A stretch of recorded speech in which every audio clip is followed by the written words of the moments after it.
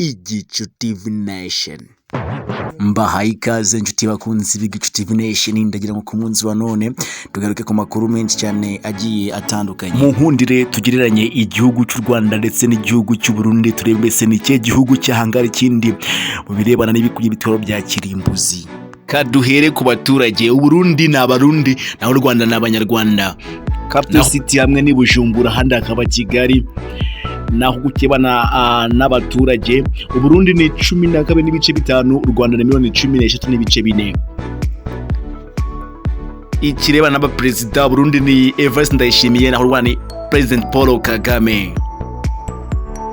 GDP Uburundi ni amadolari biliyoni 2.7, naho Rwanda ni biliyoni 11.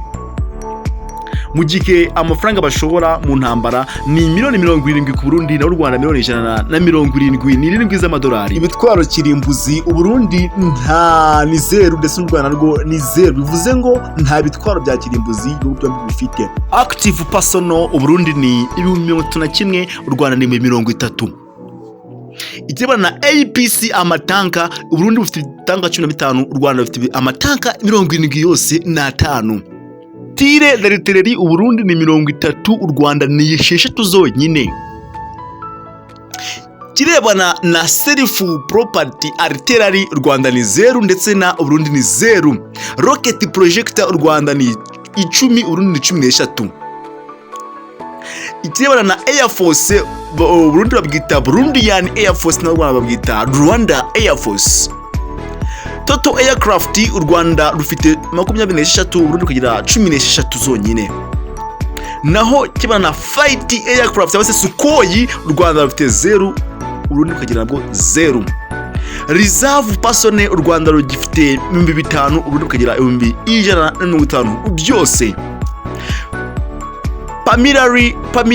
Military force, u Rwanda rufite 1000, Burundi kugira 5500.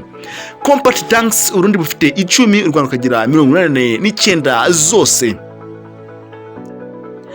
Armed vehicle, u Rwanda rufite 92, Burundi kugira 35 zonyine. Ikirebana na MRAP, Burundi bufite 10, u Rwanda rukagira 0. Ikirebana na armed car, u Rwanda rufite 5, Burundi bukagira 25 zose.